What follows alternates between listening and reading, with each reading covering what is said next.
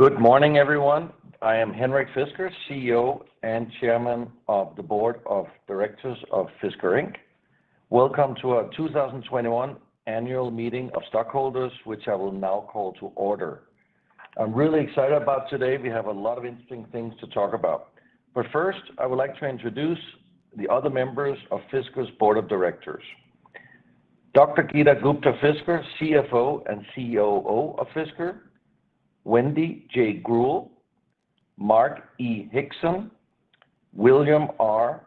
Bill McDermott, Roderick K. Rodrendel, Nadine I. Watt, and Mitch Sulik.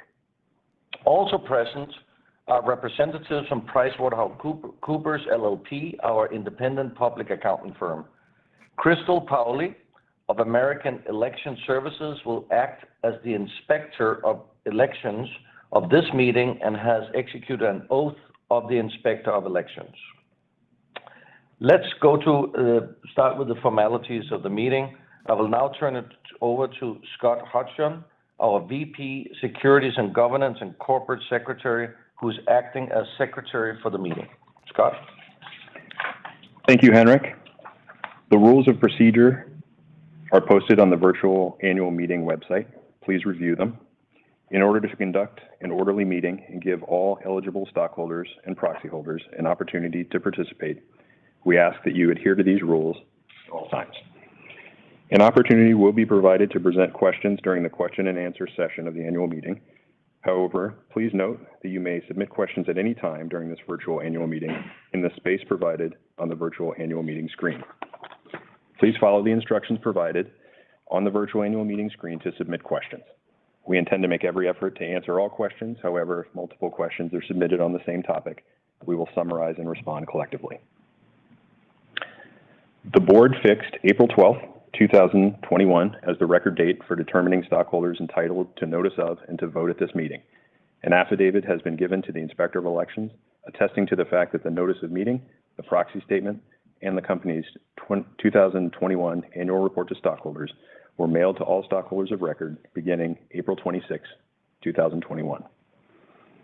As of the close of business on April 12, 2021, Fisker had outstanding and entitled to vote 162,053,159 shares of Class A common stock, each of which is entitled to one vote, and 132,354,128 shares of Class B common stock, each of which is entitled to 10 votes. Based on the tabulation of proxies already received from stockholders, and to the best of our knowledge, there are present at this meeting a quorum for the transaction of business. The final report of the Inspector of Elections will include the votes, if any, of stockholders present and voting at the meeting. It is now 8:04 a.m. Pacific Time, and the polls are open for voting.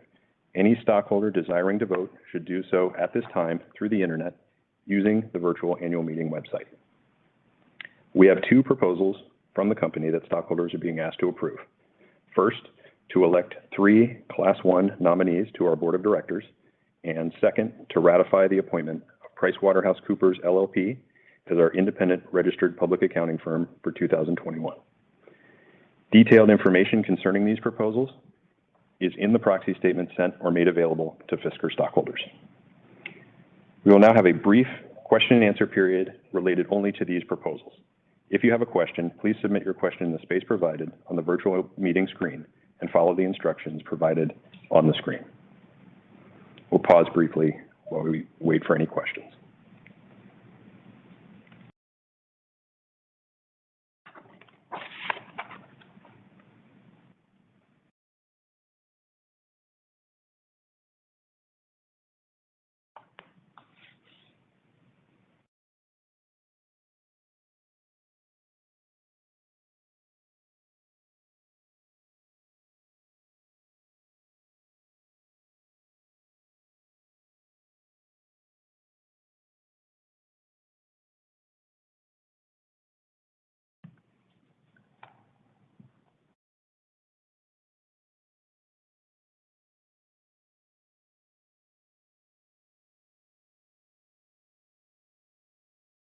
Okay. I don't see any questions relating to the proposals. The time allotted for Q&A on the proposals has expired. Is there anyone else who wishes to vote at the virtual meeting and has not yet submitted their vote? All votes should be submitted through the internet using the virtual meeting website at this time because votes cannot be accepted after the polls are closed, which will happen momentarily. We'll pause briefly for a last chance to vote.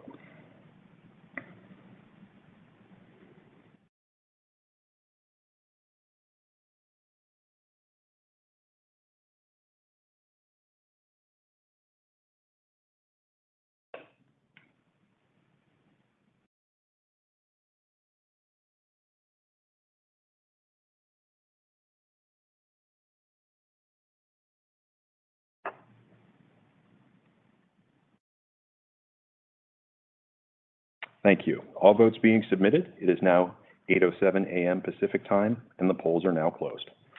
Based on information we've received from the Inspector of Elections, I will now announce the preliminary voting results for the meeting, which remain subject to the Inspector of Elections' final report. Each of the 3 nominees for the Board of Directors has been elected, and PricewaterhouseCoopers LLP has been ratified as Fisker's independent registered public accounting firm for the year ending December 31st, 2021. Final results of the vote will be recorded as stated in the minutes of this meeting and also filed with the Securities and Exchange Commission on a Form 8-K within 4 business days of this meeting. This concludes the formal business of the stockholder meeting. The 2021 annual meeting is now adjourned, and I will turn it back to Henrik Fisker for additional information and Q&A. Thank you, Scott. And thanks to all our shareholders and other members of the public that are joining for Fisker's first annual meeting today. And we do have a lot of shareholders, just so everybody is aware. As of 2021 voting record date, there was 266,000 individual owners of our stock, which I actually think is fantastic because it shows the potential we might have in growing our reservations. If every shareholder makes a reservation of the Fisker Ocean, we would do extremely well, and you yourself would do extremely well. So I can only suggest that you go to our website, fiskerinc.com, and actually make a reservation, which is $250 for a pool Fisker Ocean. Again, 266,000 individual owners. Very cool. Our corporate vision is a cleaner future for all, and one of our brand pillars is design by people for people. So this is not about just making a toaster on wheels, by a computer, but we really have people here which are engaged, excited. I'm personally involved in every single design that we make, and I think that's going to be one of the main differentiators for Fisker. So it's great to also have so many people show confidence in our company and our products. And our business plan, where we are confident will create tremendous value, both financial as well as environmental and social value.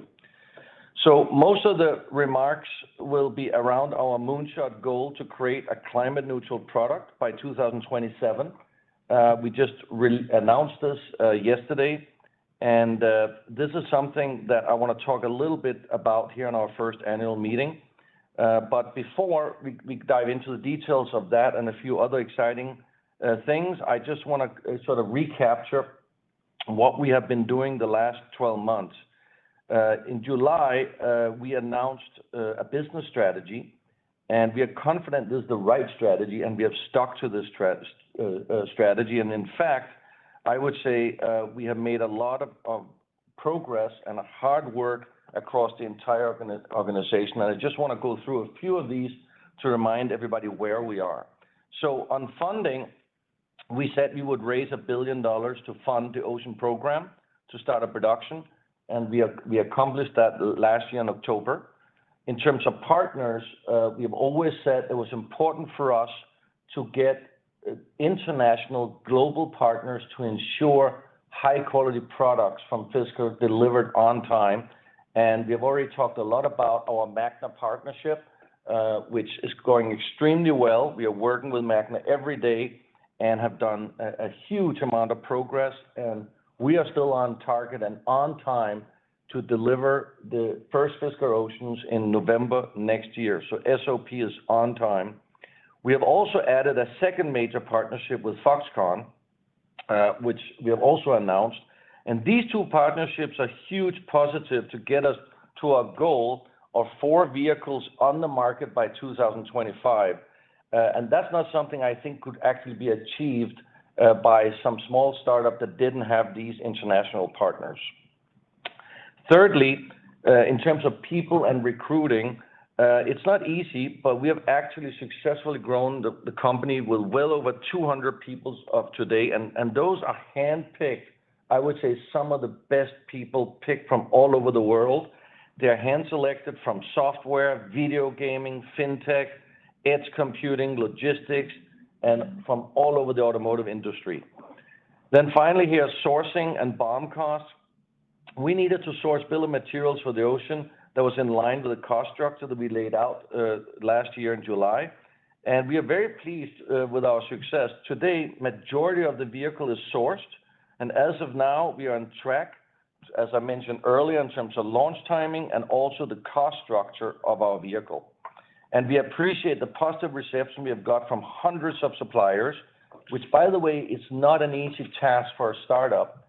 And I think our business plan with our valuable partner Magna is part of why, and also Foxconn for that matter, which is why a lot of suppliers are willing to work with us and committed to give us the right price and the latest technology. And I know from my past experience, if you don't have those partners, it can be very, very hard to secure the world's best suppliers. But we have actually been inundated with offers beyond my expectations when we go out and source components. Many times we have 2 or 3 options to be able to select the best price or the best technology. And it really shows me that suppliers want to work with Fisker because we're the future. We're coming up with exciting future products that suppliers want to be part of. This is going to be the next generations of vehicles and technology. So coming to technology, we need to develop and source technology to support the attributes that we have planned for the Ocean and, of course, future products. And we have actually done better than what we announced when we first showed our Fisker Ocean last year at the Consumer Electronics Show in Las Vegas. You know, we actually predicted, for example, a range of up to 300 miles. By working closely with some of the best partners in the world, we have been able to overachieve on that point. We're now going to have our top vehicle have way beyond 300-mile range. In fact, it's going to be somewhere around 350-mile range, which will put us in the lead in our segment. So I'm not talking about, making a $100,000, $150,000 vehicle that can give you 400-mile range. That can, of course, be done. I'm talking about a vehicle that's, being sold between $37,500 to $69,000. And in that price range, I think we will be the clear leader when it comes to range. Another area where I think we're going to be a clear leader is in our new advanced displays.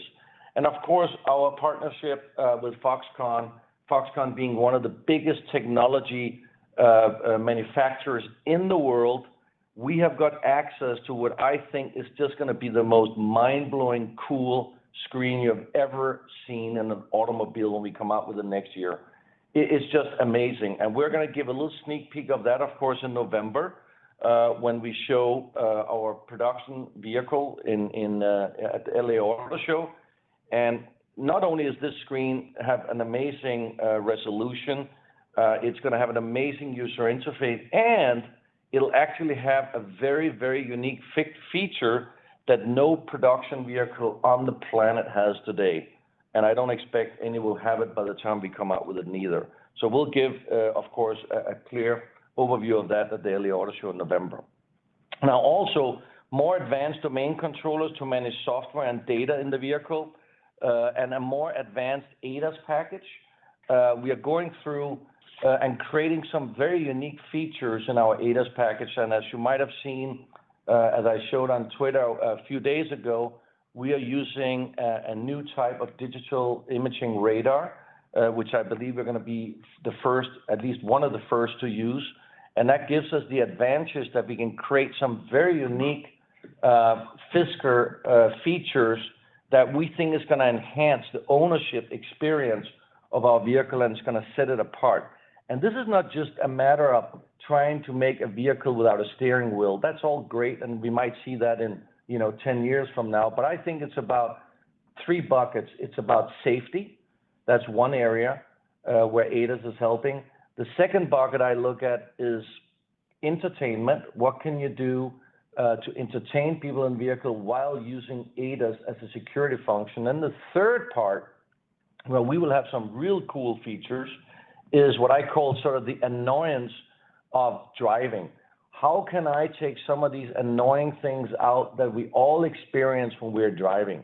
And we'll be talking more about that again when we reach the LA Auto Show, probably also next year when we show some more of this new technology. And then finally, reservations. We have seen a steady growth in reservations at Fisker. Every single day we get reservations from all over the world. We do take a $250 deposit, and 10% is non-refundable. So that means we do keep $25 if there's a cancellation, because we are serious about this, and it does cost us an administration effort to take these reservations. But one of the reasons we did the $250 and not just $100 fully refundable, I kind of feel like, you know, any teenager can put down $100 if they know they can get a refund 3 days later. And that's not really the type of reservation holder we want. We want serious reservation holders, which is why we opted on the pricing for this reservation and took the administration fee. And then another important point is we have a dedicated sales force that targets business to business, specifically in Europe, where we see a huge potential. And we have already disclosed 3 large orders in Europe across different countries, where we have several hundred orders of vehicles. And of course, we sign MOUs with these companies. I personally think and see there's a huge growth opportunity. Our team over there in Europe are targeting the 100 largest companies that have vowed to ESG and have already announced that they want to move their fleets from gasoline and hybrids into full electrics. And of course, having a vehicle that we believe is going to be the world's most sustainable vehicle is going to fit even better into some of these large groups in terms of the fleet they order. So I really have big expectations for that. Now let's turn to an important pillar of our brand. We aim to produce the world's most sustainable vehicles. This is easy to say, but it's much harder to actually do. And I want to make a very important point here. Probably every car company in the world and many startups can make an electric car. So it's not really a novelty anymore just to make another electric car. The question is, can you make a desirable electric car, an electric car that people really want to buy? Because it's not a novelty anymore. That's going to be tons of competitors out there. So in the end of the day, people's going to turn around and they're going to look at a vehicle that appeals to them. Appeals from the design, appeals from the functionality, appeals from the pricing. And then on top of that, I think coming out of COVID, people's going to want to buy a car from a company that they can identify themselves with, that follows in the same sort of vision and goals that they believe in. And I think sustainability is going to be a big part of our future world, a clean world for everyone. I think the environment, the environmental concerns, how we take care of our planet is going to become more and more important, specifically when we look at something like the automobile. We have a lot to do in the automotive business, and Fisker, we started on a white sheet of paper. We had no legacy. We didn't start by making, some gasoline vehicles, and now we have to turn around. We also didn't start with a vision of just making an electric vehicle. We started with a clear vision of making the world's most sustainable vehicles. And that's in our blood, it's in our DNA. It's such a strong brand pillar that I think this will be a huge selling point for us in the future. So climate neutral goes way beyond zero tailpipe emissions. Ability to source a portion of the vehicle's range through, for instance, solar roof.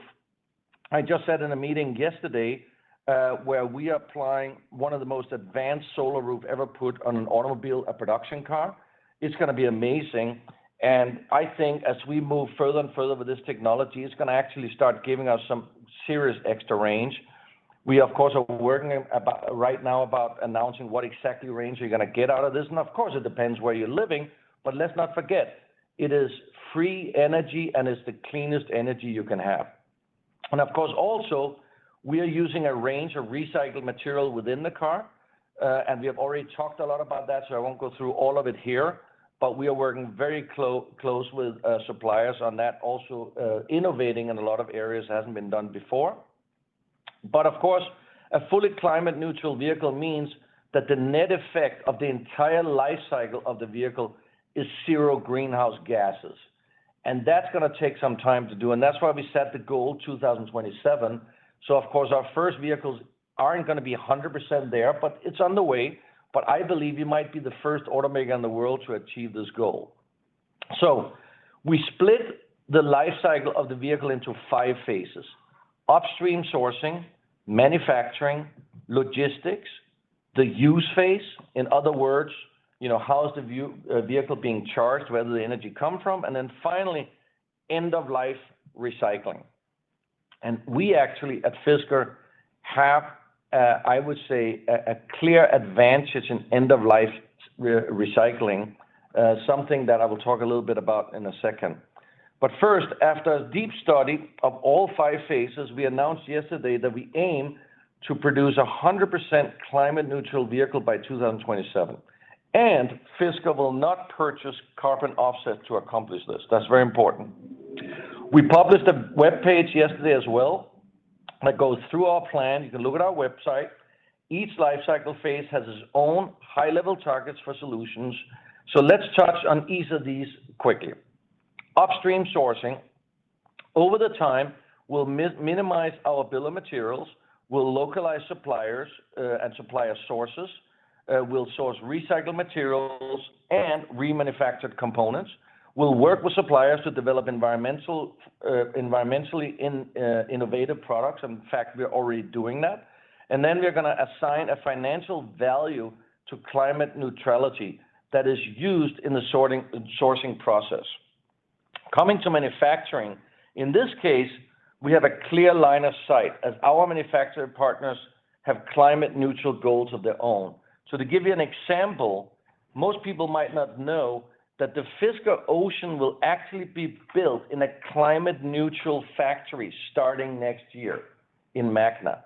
So they are having a climate neutral factory already next year. So when you buy the Fisker Ocean, it's being built in a climate neutral factory. How many people can say that? And this means each Magna facility will run on 100% renewable energy and produce zero on-site GHG emissions. Logistics. The process of moving our vehicles and components from the production site to customers' hands is actually very challenging, given a lack of climate neutral options for shipping today. So to accomplish this difficult goal by 2027, we intend to increase localized manufacturing to the regions where we sell most Fisker vehicles, and we also want to maximize rail and electric power transport, which is starting to become increasingly common, and then seek out logistics partners that have climate neutral goals of their own.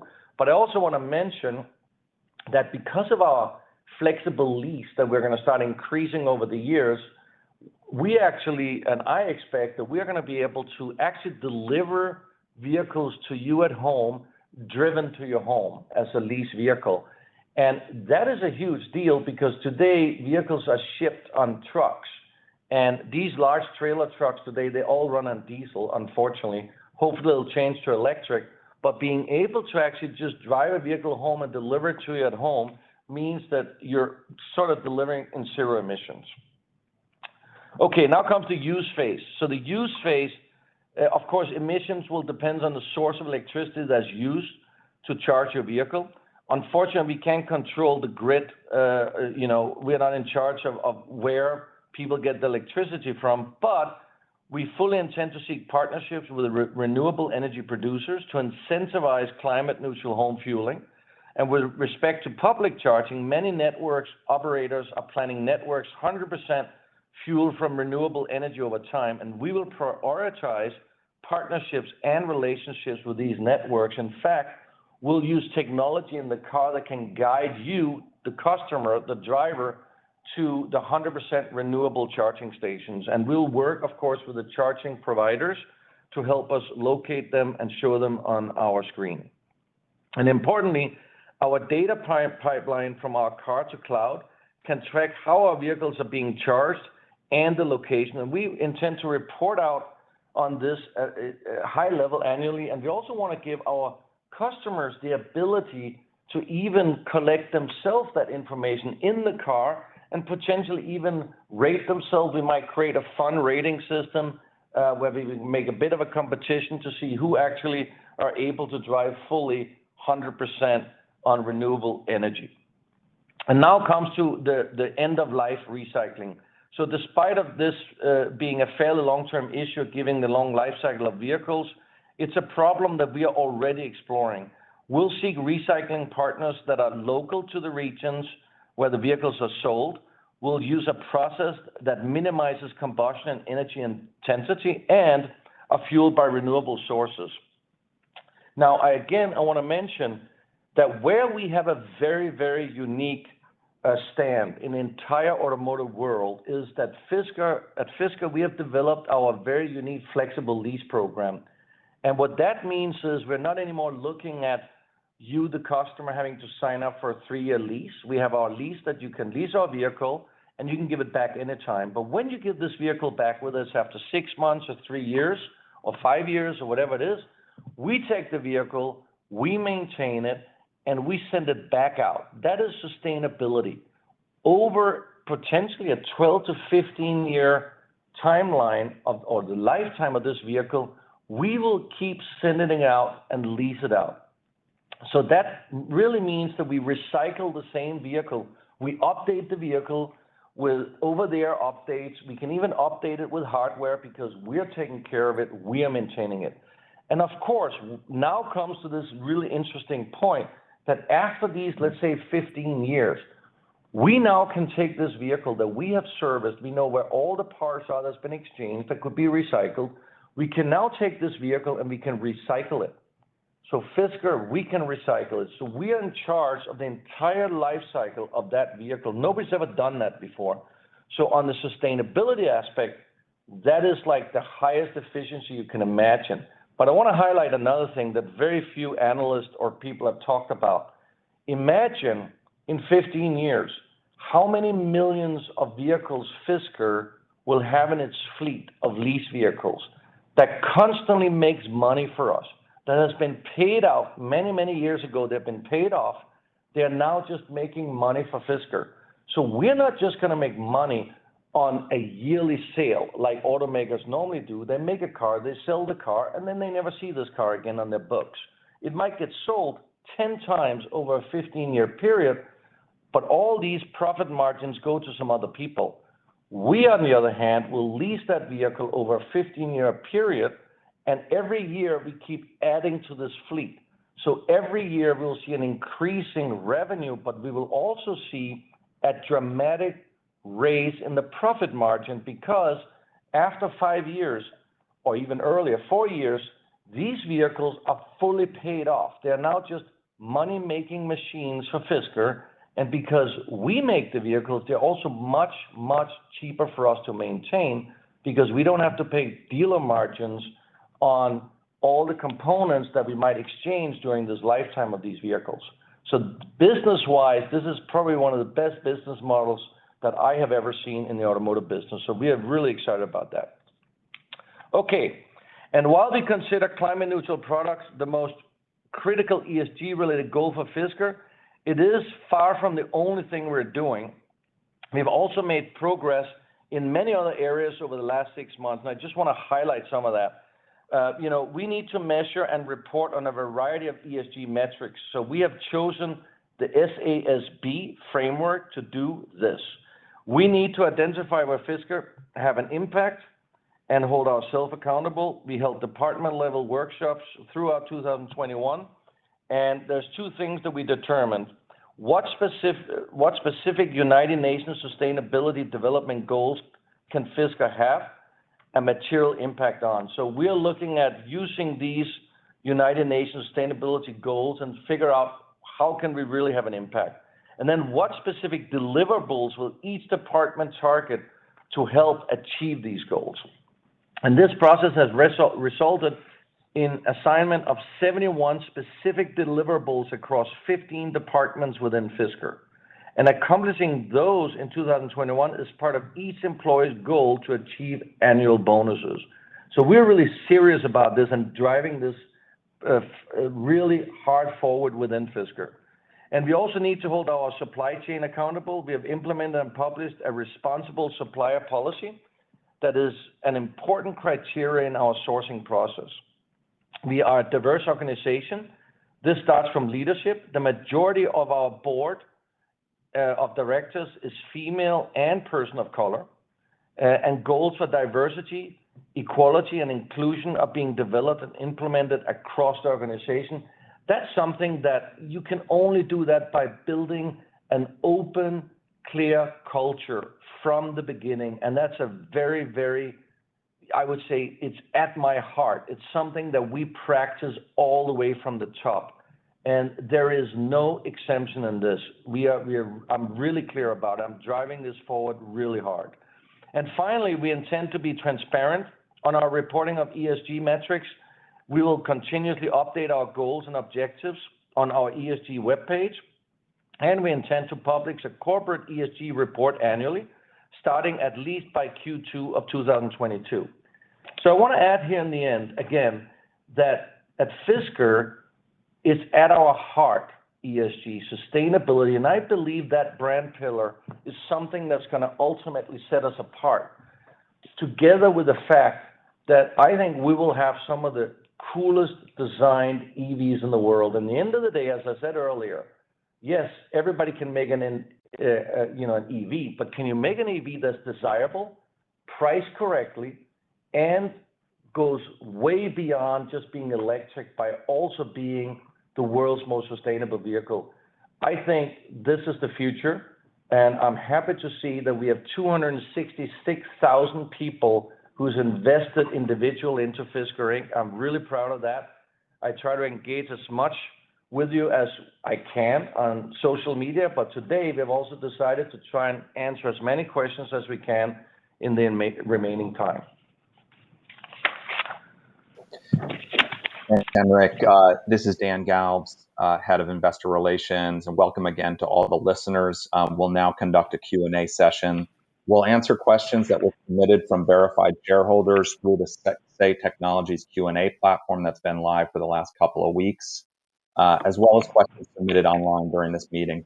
Most of the question I'll read, but given the strong interest from retail investors, we thought it would be fun to have the person who submitted the most popular question come on live to ask that.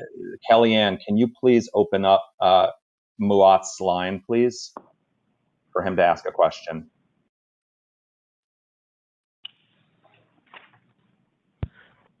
And Muat, your line is open.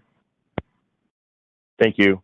And Henrik, it's great to be here and ask a question. So my question is, Dan Ives recently commented on a possible partnership with Apple and Foxconn.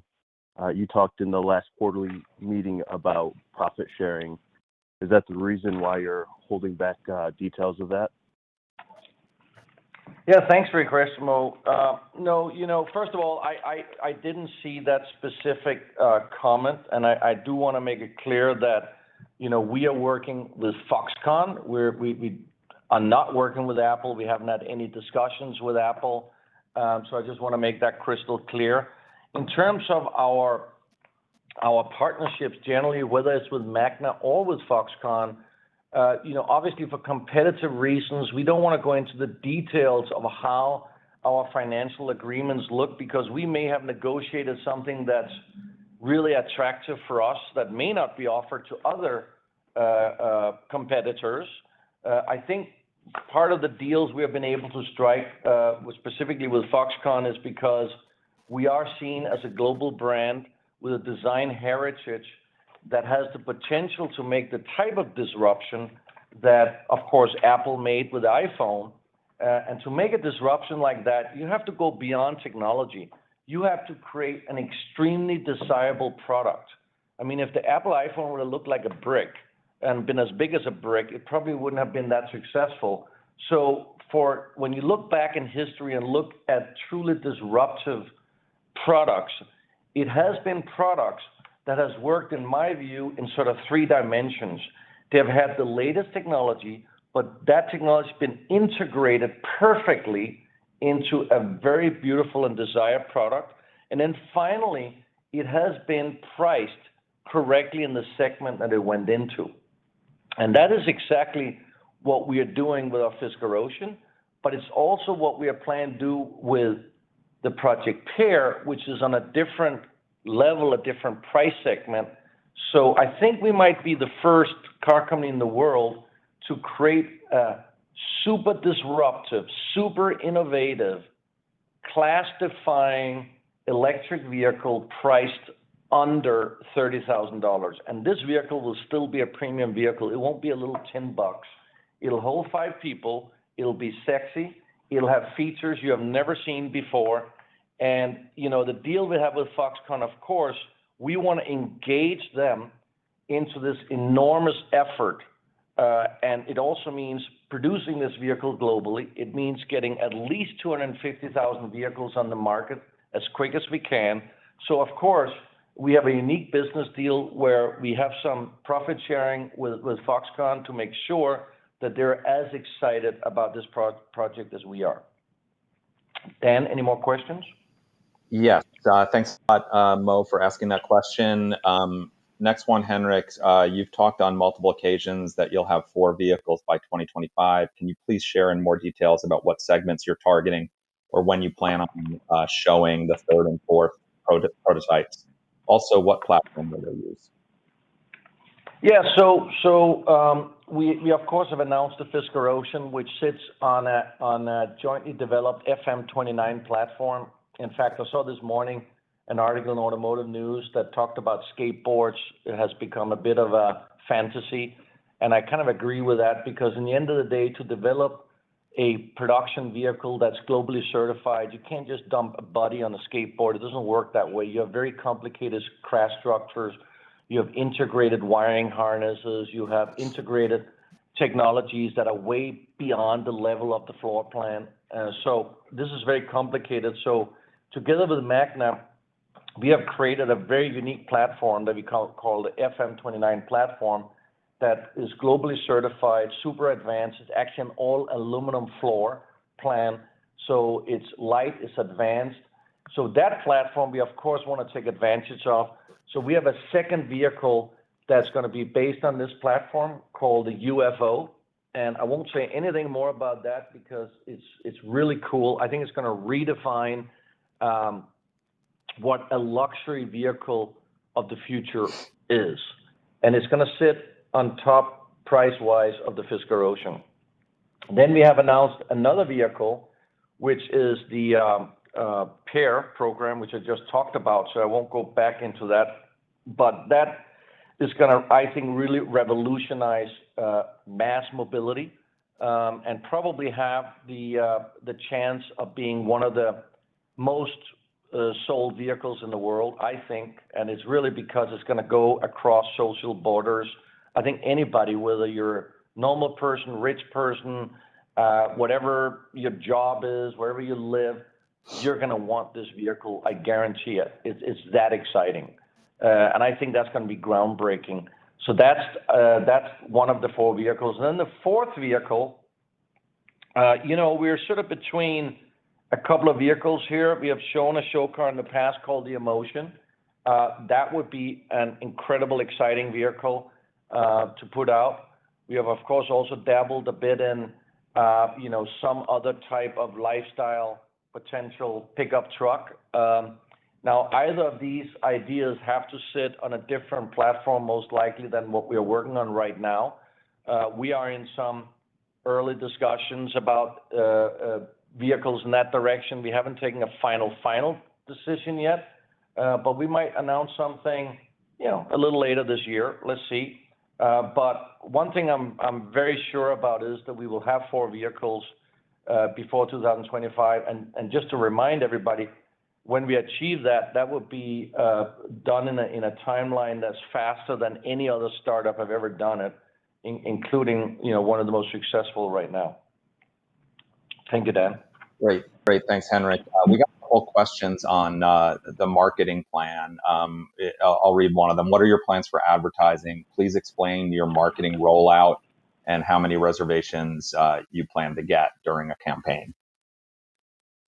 Yeah, so, of course, as a startup, going public last year, we had to show our first vehicle to Fisker Ocean. I would say if we could have raised the money without showing the vehicle, we probably would have done that because it's not really normal to show a vehicle 2.5 years before you actually are putting it on the road. So a lot of people I see on my Twitter is like, hey, why can't you just put it out next year? Well, we're still going through a lot of testing, quality control, sourcing, components, whatever it might be. So it takes time to create a vehicle. From a marketing standpoint, it's rare, I think, and I think every individual here can think about themselves. I mean, when was the last time you went and put $250 down on a vehicle you weren't going to receive for 2 years? You might never have done that. So we didn't want to blow our marketing budget too early. We didn't want to fire, all our bullets early on. So therefore, we have sort of been very restrained about spending any money on marketing at this point in time.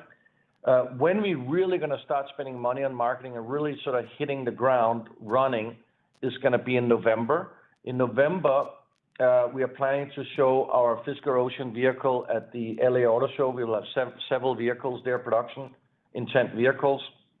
And that's really the time when we're going to announce some of the incredible stats, features, performance, et cetera, of this vehicle that I think is going to be in many areas class leading.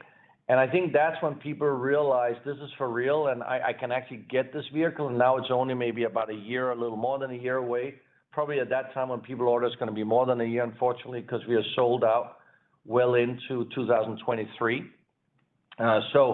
But we really want to start our marketing efforts in November. And we have planned quite a lot of really innovative marketing. We are going through the detailed planning with our 2 VPs of marketing, one here in North America and one in Europe. And believe me, we're gonna do some exciting stuff. I don't think I want to reveal too much on it yet, but we really plan to get the brand out there globally. My goal is that we will have by end of this year 25,000 reservations. My goal is by end of next year, and I've set that goal to our 2 VPs that we have at least 50,000 reservations. That means we should be sold out for the year of 2023. So that's the goal we have set ourselves. Cool. Let's move to powertrain and range. We got a few questions there. One is, can you share battery pack design and battery cooling technology used inside the Ocean? And what are the battery options for Ocean? Second question was, as EV car makers are in the race for the extended battery, will Fisker have the ability to increase range as production begins? Well, we have already increased the range. So that I mentioned earlier, our top version we estimated last year will have 300 miles. Now we're getting much closer to 350 miles. We will also have one of the most energy-dense battery packs in the market. And that's a very important feature for us. There will also be continuous updates to our vehicle operational capabilities over time with over-the-air support for the provision of new features. And you can be sure that we'll be making available to all our customers the best possible energy capacity from the packs that they purchase. So, we may be able to increase as we move forward. That has all to do with how you're able to improve on the safety as you create a more and more energy-dense pack. But I would say when we launch our vehicle next year, I know a lot of people are saying, hey, you're late to the market, you're late. But the truth is that those who may come out with a vehicle this year actually are running on what I would call old technology. We were able to choose our battery technology this year. So if you're launching a vehicle this year, you chose your battery technology 3 or 4 years ago. So when you buy a Fisker next year in 23, you will have not only the latest state-of-the-art battery cell, but the latest state-of-the-art battery pack technology, which means very energy-dense packed cells. And that's how we can achieve, I think, class-leading range in our segment. And that, by the way, also comes down to cost per kilowatt hour, where I think we're going to be fully competitive, even with some of the world's largest OEMs. We are well aware what the OEMs globally are paying per kilowatt hour right now, and I'm pretty confident that we are lying right up there on top in terms of paying the lowest cost because we have chosen our technology so late. We have worked very close with our battery cell supplier on this. And as we have mentioned earlier, we are also considering in the future some local assembly of battery packs. We may not do it right in the beginning just because of timing, but it's something we're considering later. In terms of who's our supplier and more details on it, as I mentioned earlier, we'll be announcing that closer to November because we do want to kind of keep this a little bit of a competitive edge. We think we have something really unique here, and I don't want to go out necessarily and tell all our competitors about it. So I think it'll be closer to November, maybe a little bit earlier when we announce more details on our battery pack supplier, et cetera. Great. We've been asked about semiconductor constraints a lot. We addressed it some on the earnings call, but here's another question. With the semiconductor constraints on supply chain and manufacturing, will the the Ocean still launch in 2022, or will it be 2023 or later? No. It'll, as I mentioned several times, we will still launch the Ocean next year on 17th of November. We have such a clear process. We got a stellar engineering team. We got a fantastic relationship with Magna. We are on time, and we don't see any risk of delayed start of production because of supply chain shortages. We have sourced Ocean with full knowledge of the chip situation, particularly what type of chips are constrained. We are benefiting from our development timeline, which is shorter than others. If we were a normal automaker, we would have had to secure chips a year ago, and low ability to make adjustments as the situation has developed. We always planned a modern electrical architecture, making strong use of centralized processors like multi-domain controllers, and these type of chips are not in shortage. And for other chips in the vehicle, we made use of our own purchasing organization and contacts of our partners. I mean, think about it. One of our partners is, one of the strongest companies in the world when it comes to supply chain of technology, including chips, and that's Foxconn. And, I've been on the call with the chairman of Foxconn, and he's assured me that we won't have any chip shortages. So that's maybe one of the things. As a startup, we're in a unique position that even maybe goes beyond some of the large OEMs out there, which kind of gave up on chips during COVID, and now they have a hard time to get back in the game. But we just signed up with, Foxconn, and that gives us just such a strong position in the market that I'm fully confident that we won't have any issues when it comes to chips. Awesome. Let's go to one that's for Geeta, our CFO, and then we'll come back to some questions on government policy. Geeta, once vehicle production has begun, do you foresee a point at which Fisker will issue a dividend for shareholders? In the short term, the brief answer is no. And the reason for that answer is because, as Henrik mentioned, by 2025, we are planning for very cool, innovative electric vehicles. We are a high-growth company, and we're a global company developing extremely exciting electric vehicles. We are also developing cutting-edge technologies and very unique experiences how our customers access our vehicles either through a direct purchase or through our flexible lease model. What that means is that we need to invest capital into our own development, and we need to put profits back into high growth to create these exciting products, intellectual property, and a unique customer base. And through these investments, we can generate significantly higher value by investing in the future of Fisker Inc. Great, thanks, Geeta. We've got a couple of questions on government policy. Given the surge in EV lobbying, how does Fisker utilize this momentum? Do you plan on taking advantage of EV tax credits? And what specific efforts have you made lobbying for your 75 and more for 55,000 or less initiative? Yeah, so let me start by saying that obviously incentives that are going to come out will benefit everybody, including Fisker. So of course we're going to take advantage of those. Our vehicles are priced so good in the market, that incentives on top of our vehicles will just give such a tremendous value to our customers that I think it'll really accelerate our volume projections, maybe even beyond, a lot beyond what we have estimated, because our estimates really didn't take into account that we're going to get some new incentives. Of course, we are lobbying for it. We are talking to advisors. We are trying to, see if we can even work together with some of the other car manufacturers. We are talking to a few, because at the end of the day, it's something that the entire industry would like to be clarified, and they would like to have it. And the simple reason is that for the traditional car manufacturers, they can't afford to keep making both gasoline and electric vehicles forever, because it just isn't feasible for them to spend huge investment budgets in both technologies. So they want to see a quick turnaround to EVs. And of course, for Fisker, what we are interested in is to accelerate the volumes as fast as possible early on so we get scale. And one of the advances we have over any other startup is that we have production capability. We got Magna, that, by the way, I want to clarify here that Magna has actually made available to us more capacity than we originally asked for.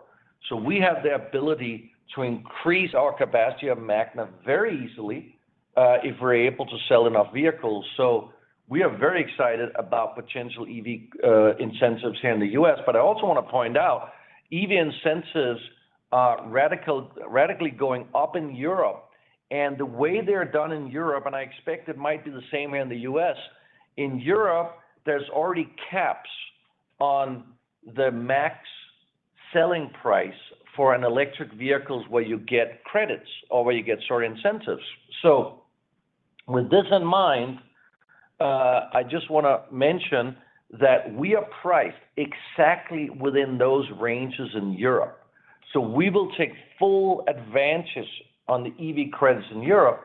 And I've already given that example where in Germany, with the EV incentives, and of course, there's also local taxes, with all that, our vehicle will be sold for under 32,000 euro, and even our next up vehicle will be priced extremely well, our high performance variants, and because we are right in the right segment. So I expect that I actually see more growth in Europe than I originally thought. So we are looking into adjusting more sales in Europe than we originally thought, because the incentives in Europe are targeted exactly in the price range we're in, which many other companies are not. They have too expensive vehicles.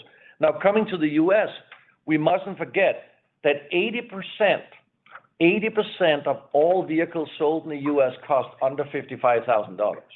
Now, our two first variants will be under $55,000. So therefore, we are again in the right segment. And honestly, I think it's wrong to give incentives to a $80,000 or $100,000 electric vehicles, because people who can afford a $100,000 car, let's face it, they don't really need an incentive. The incentives needs to go to the middle class. They need to go to the mass market. They need to go to people who has a hard time getting into an electric vehicle because they can't afford to pay an extra $100 a month. Those are the people who need the incentives, and that's where we're going to drive the volume. And Fisker is perfectly placed to take advantage of this. I mean, I don't really mind what incentives come. I think we're going to lie in the right segment to take full advantage of them. Henrik, given the next question, given the outsourced business model, why can't Fisker accelerate its Ocean production plans with Magna currently slated for the end of 22? Well, I want to remind everybody again that we have one of the fastest development times in the world, 2.5 years for a car, for a production vehicle globally certified. Most traditional OEMs spend at least 4 years. So we already have accelerated the line. Now, the only difference is that unfortunately, we showed you, the customer, this vehicle in beginning of last year. So the feeling is that, hey, you showed me a vehicle, why can't you make it? Well, one thing is to build a prototype to show vehicles. The other thing is to have the entire mass production set up where you produce 5,000 vehicles a month. You know, even for a startup to produce 300 or 400 or 500 vehicles, you can hammer them together manually and you won't make any money on them, but you can pretend that you're doing mass production. And we have seen that maybe some startups try to do that. But reality is, if you really want to be profitable, you have to have a perfect and seamless production. And that's all about planning and launch. And most car makers, they know what that means. It means that everything is streamlined. So when you start producing the first vehicles, you make a fairly quick ramp up. And when you're up and running, and we're up and running and making 5,000 vehicles a month, those vehicles will make us money. So we are not here to start hammering cars together early. We also are aiming at a 5-star safety rating. We are aiming at having the highest quality vehicles in the world, and I really mean that. And that's something that is very hard to do for a startup. Now, why are we confident we can do it? Because of our incredible engineering talent that we have, because they have launched many cars, the leaders in our company, they have launched many cars, but it's also because of our great partner, Magna, which currently are producing some of the highest quality cars in the world. So together, we are working on delivering from the get-go a high quality car. And that is a very important goal. And that's why I don't want to compromise the quality by trying to accelerate, the production a few months. I just don't think it's worth it. The negative publicity of having bad quality cars, it's not worth it. I'd rather have the right quality and then accelerate the volume. And actually, what I want to mention, what we have worked on with Magna, as I mentioned earlier, that rather than trying to accelerate the production, we have actually increased the volume potential in terms of capacity. So again, if we are more successful than we expect, we will have easy access to capacity. And that's something most startups don't have, specifically not like really fast. With skilled labor, great tools, technology, and the right buildings and everything, infrastructure, logistics, all that is available to us, and we can increase the capacity. Okay, great. We're coming up on the top of it. Well, I think we have time for one more. Let's try to squeeze one more in. More. Will there be advanced driving features like adaptive cruise control, parking assist, and will you test drive with the windows down for sound reverberations? Well, first, regarding driving assistant features, we've been able to source an amazing sensor suite with the most advanced, latest generation vision systems from Mobileye and from Magna, a 4D digital imaging radar and high-performance processor to fuse all the information together, along with Magna's great history of integrating high-performance ADAS systems. I mean, these systems have a lot of adjustment, a lot of calibration, and that's something we've been able to do with our partners. But we are not using this amazing information to try to take the driving out of the human hands. We're using it to make their experience better, as I mentioned earlier. And by creating an incredible safety cocoon around that vehicle that will lead to a 5-star rating in the US and under the European 2022 rules, which are extremely challenging. So you have to remember, a vehicle that's certified today won't necessarily get 5 stars in 2 or 3 years if it will be recertified, but we will because we are following the much stricter future rules. So by focusing on specific features that create a more convenient, stress-free drive, like hands-free, pedal-free cruise control in certain situations, by providing opportunities to safely communicate via voice call or text while you're driving. I mean, those are the type of things that we're looking at, but we're also looking at some really cool features I mentioned earlier. I don't actually want to go into the details because I think they really give us a competitive edge. But our system with this 4D digital radar is going to allow us to offer something that I don't think any other car manufacturers can offer. So I'm pretty excited about it. We got an amazing in-house team that are working on this, and I think it'll give us some uniqueness that others don't have. This technology is something we want to announce as late as possible, so we don't get any sort of fast followers. But I expect that we would maybe elaborate on this around January next year, perhaps at the Consumer Electronics Show in Las Vegas. Thanks, Henrik. So I want to thank everybody. Go ahead. Yeah, thank you, Dan. No, I think we are at the end of the hour, so I want to thank all our shareholders and anybody from the public listening in. It's been very exciting to have our first shareholder meeting. I'm super excited about the future. I'm really excited to see our teams, how they have been able to not only stay on time and deliver what we promised, but actually going beyond expectations. And if I could, I would fast forward to November right now because I'm so excited about showing the innovation that we have in our Fisker Ocean. And what also excites me is I think in my entire history in the car industry, I don't think I've ever seen a show car materialize to a production car being better than the show car. It's always the opposite. They're always slightly less good just because of the show car. But in this case, I can guarantee you the Fisker Ocean production car actually is better than the show car. So stay tuned, and I can't wait to show it to you in November. Thank you very much, everybody.